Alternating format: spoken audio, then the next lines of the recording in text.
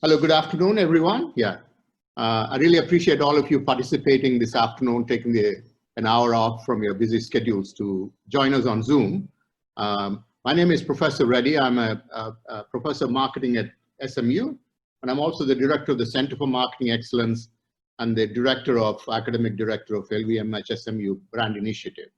And this is the first of this year, the luxury seminars that we normally put up for not just the SMU community, but also the LVMH community.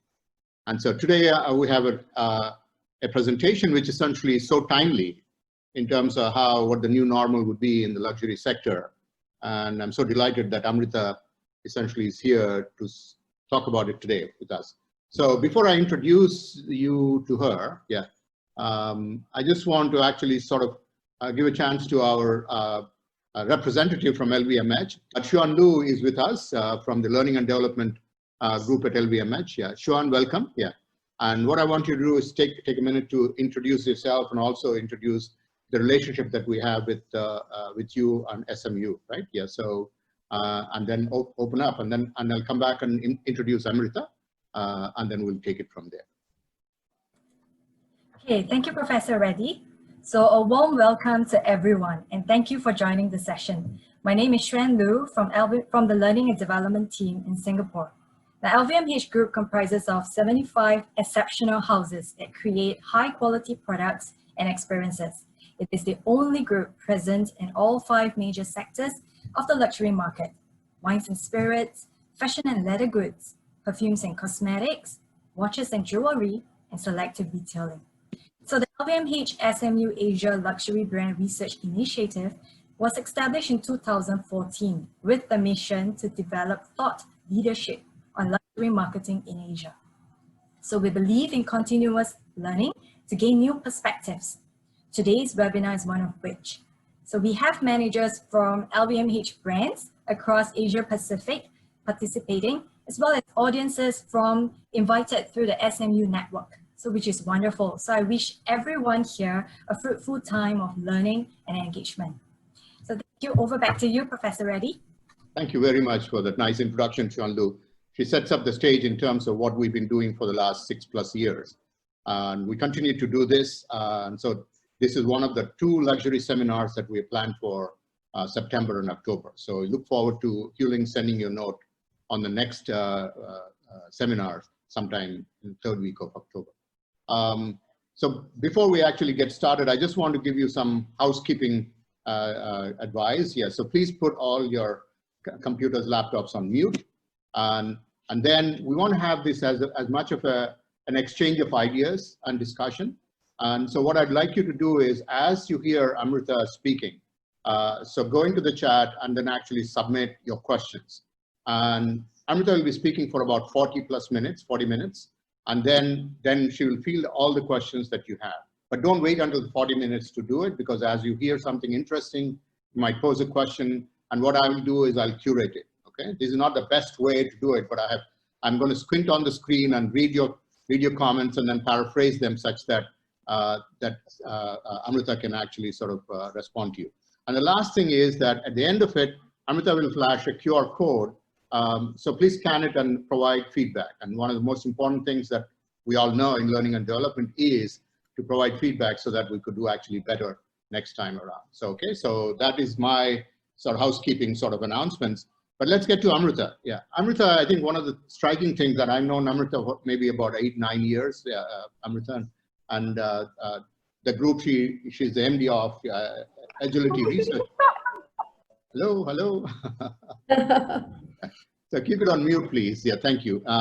Agility Research, she's the MD, and then we've been associated with them for a long time. And when we talked about starting the luxury seminar series, this was a topic which I think we had in mind. I mean, so what is the COVID doing to all the luxury industry? And we hear a lot of stories about the devastating effects it had, the China market, and so on and so forth. And so lo and behold, when we approached her, Amrita said, this is what I'd like to talk about. So this is a fantastic way to start out this seminar series this year. So Amrita, one of the striking things to me was that not only had she had several hundred consulting experiences with some of the major brands, And she's a very well invited speaker across the globe, New York Times, Financial Times, all the luxury conferences around the globe. But more importantly, she's been nominated as one of the luxury women leadership in globally. Yeah. And I was thinking I was just going to make a joke, Amrita, at your expense. It's not because she buys a lot of luxury stuff, a woman who buys a lot of luxury. I'm sure that's the case. But she has actually provided the thought leadership. And I know the kind of research that Agility does. And I think that actually provides you incredible amount of insights in terms of how luxury consumers behave, particularly in this South Asia and China areas. And so we've used those reports in the past. Our students benefited hugely. Okay, now, without much more thing, I want to give as much time for Amrita as possible. The slides are all set up. Amrita, please take it away. Yeah.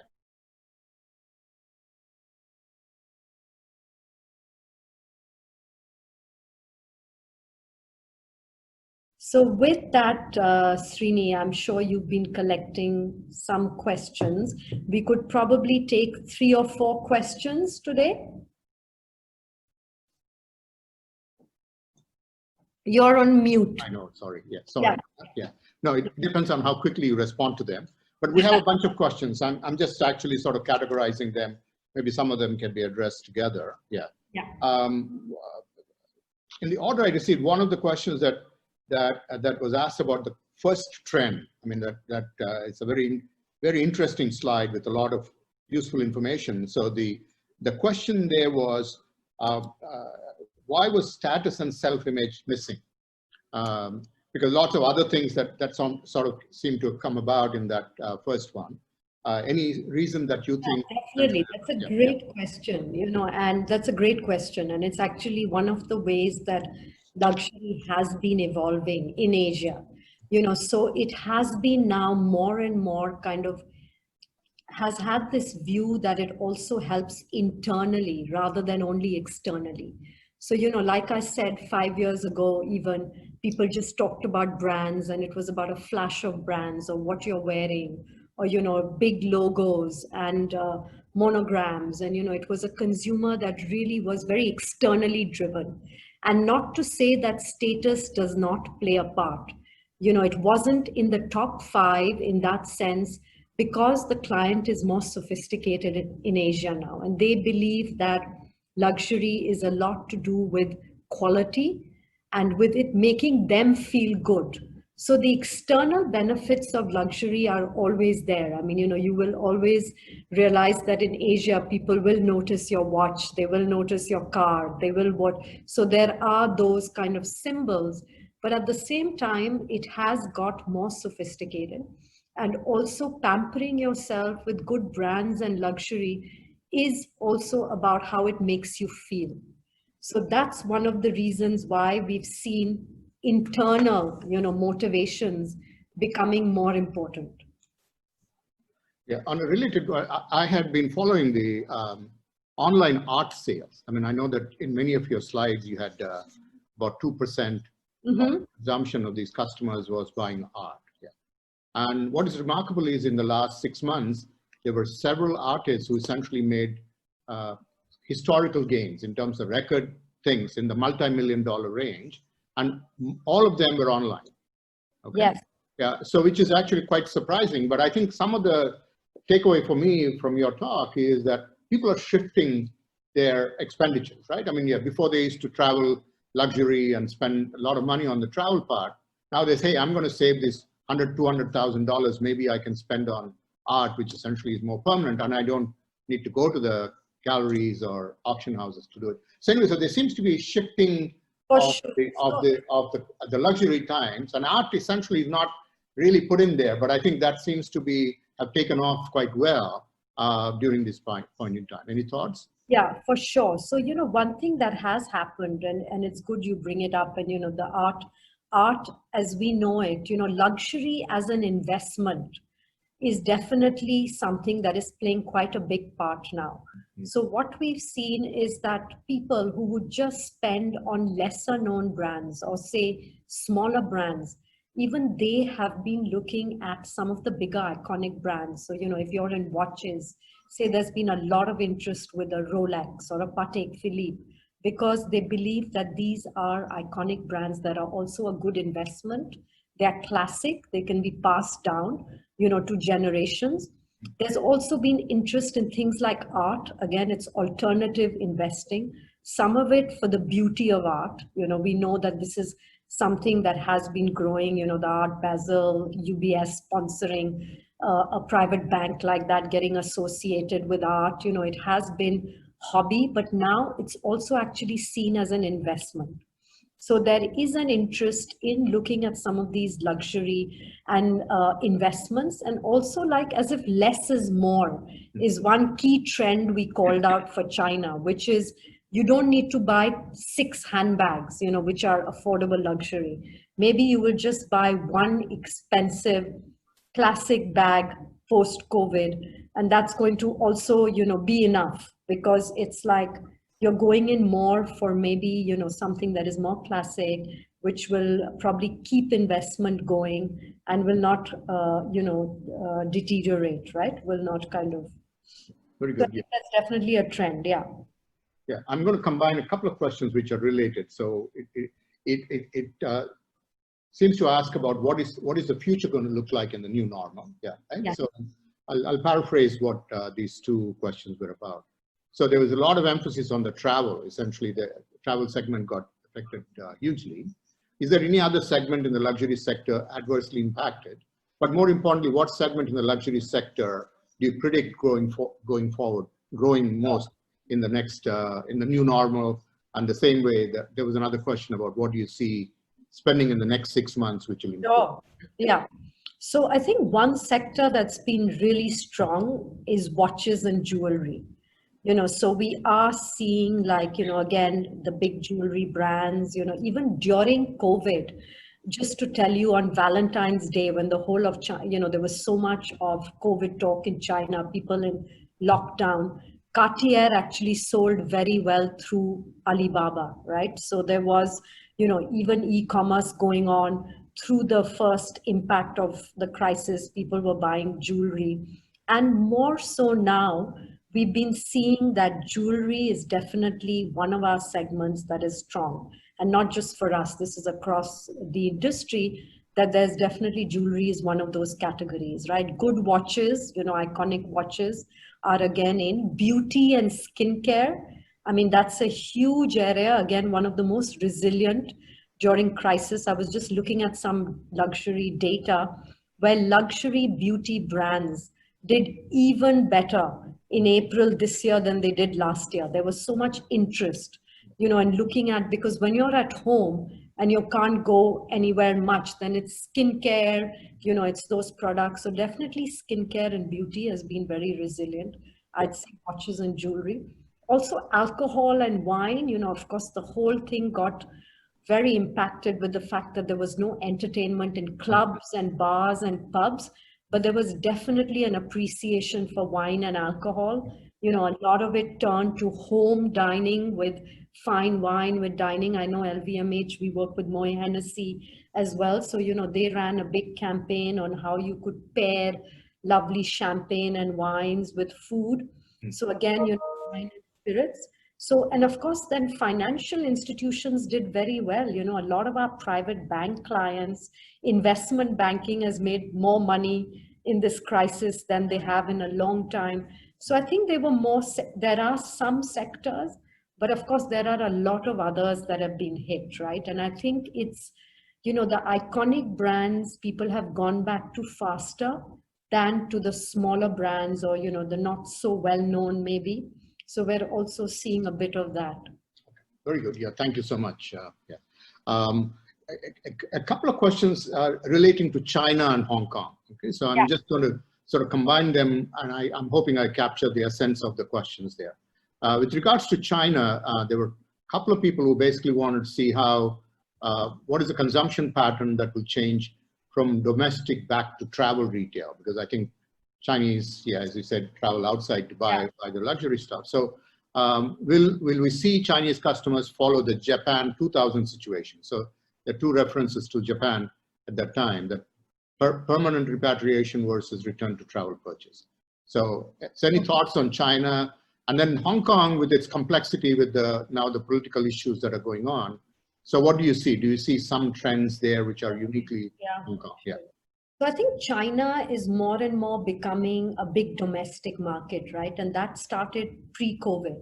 Yeah. I mean, the fact that a lot of brands harmonize their prices for China, the fact that, Chinese governance was kind of closing and clamping down on too many goods being brought into the country from abroad.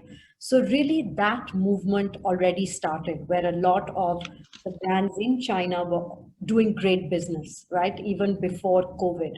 And that is going to be accelerated a bit. So, unfortunately for others, not that Chinese are not going to spend when they travel, but buying luxury is not going to be on top of that list when they travel. They're not only going to travel to buy luxury goods, because prices in their country are quite, now have been adjusted to suit them more. The range that they get, the e-commerce platforms. So the reasons for travel, and this is again, not just post-COVID, this already started happening, are going to be driven by other things. It can be driven by whether they want to ski or whether they want to, go and eat, go to Japan and go to onsen, or whether they want to go on wellness. So definitely it's going to impact. But of course, when they travel, they do spend. So we hope, everybody hopes to recapture back some of that, the spend that they do. But definitely this China in China is going to be the way that, it's seeming to go. And for Hong Kong, I think, just watching it, again, it was very dependent on tourism and China. So obviously that has impacted.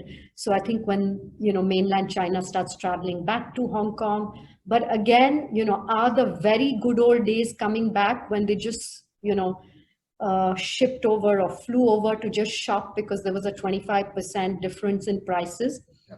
We don't think so, that may not happen. But then there is, of course, Hong Kong trying to recreate what they offer. And that's changing, right? So it's not just shopping. They're talking about their beaches. They're talking about hiking. They're talking about, Hong Kong being another destination. So I think that's kind of the way that we see it going. One of the questions was on, again, China and India actually have done much better post-COVID, or at least it's not completely post-COVID in India yet. But do you see a trend that, do you see this happening in other non-Asian markets? I know that your presentation today is on Asia, but do you see this trend picking up, let's say, in Europe and in the US? We did do a US report, at the same time. So again, people were fairly positive, especially the millionaires and the high net worth were quite resilient. Some of them have also made money, but they don't want to spend so much on just luxury. So a lot of the kind of luxury categories and the way they were going to spend is a bit different. So they do want to spend on wine, alcohol, travel, not so much only on product. So I think the way that they will spend is also different. It's difficult to predict which place will come back, in terms of how it's going, but definitely we see that the Asian markets have rebounded fast, and then, we're watching the others to see how they go. Yeah. Very good. Yeah. One question which I think is interesting, I think from perspective, I think companies like LVMH are always constantly thinking about it, luxury retail, right? So in terms of what are your thoughts on the e-commerce strategy that is going to be increasingly sort of adopted by luxury brands, right? I mean, so instead of completely not depending upon on brick and mortar, Now, what are the kinds of strategies? I'm thinking out loud because we did some work with one of the LVMH brands using augmented reality, so where you could actually see how you look and how makeup looks on your face or clothes that you wear and so on.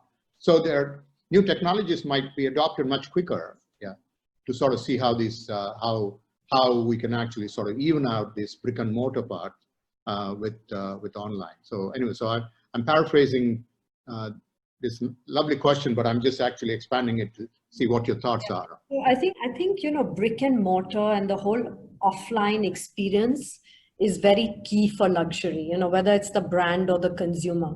So even in a market like China, we are just doing some work for a very premium watch and jewelry brand, and there is always a price factor. Beyond a certain price, they need to go to store and see it if they can. They want to experience it, and the part to purchase and the way that they buy, different influencers. But I don't think the whole store and what it provides in luxury is going to go down in that sense, the importance of it, right? Which is why all, the brands will have their stellar stores, and there's still a lot of investment about what a store looks like. But of course, e-commerce and providing these, tools, I would say, it's just about reaching the consumer at a place where it's convenient for the consumer. So it's literally that. It's kind of matching the journey with what the consumer prefers, so it definitely, everybody needs to do it. And, you do need to have an e-commerce platform. But I mean, for us, we don't see, I think it's still a 70-30 type of percentage in terms of, how it's developing. Yeah. I think we'll take the last question, Srini, because... Okay, very good. So there was a question on trend 5. Yeah, also I'll add on, it looks like the same person asked the other bit question. Yeah. One is on trend 5. Can you elaborate on what kind of actions consumers are looking for? If I remember right, it's about cleanliness or sustainability, but cleanliness is key. And yes, I think those are just the brands that the kind of causes that people were looking for, right? So this question was around the fact that it's a very conscious consumer, it's a socially conscious consumer. It's a consumer that is looking for brands to embrace certain things. And I think beneath that is the fact that consumers, especially younger consumers, they're looking at brands as people. They're very closely connected. They kind of go and they say yes and no, on Instagram, on Facebook, they comment on them. It's like the brand becomes a person. So just the kind of things and values that people like to see in people, which is about them being decent, about them being conscious, about them not wasting, about cleanliness. So I think it really comes down to that these are the minimum expectations that people have from brands, that they should meet these things. So those were just certain causes that people in this study said that would be important, for brands to embrace. Excellent. But I think it's basically that, Fantastic. Thank you so much, Amrita. I know that there are probably lots of people who will be sending in more questions, but I think we have limited amount of time. But I want to thank all the participants. I mean, they're fantastic in terms of the large size of people that have actually sort of joined us today. And also thank you so much, Amrita, for actually taking the time and sharing some of the insights that you have done across all of Asia. So it's incredibly valuable sort of sharing experience. Yeah. So thanks. We had a huge group today joining us. So thank you so much for your time.